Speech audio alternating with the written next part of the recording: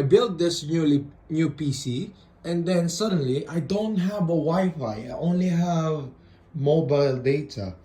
Well, this one is the answer for that.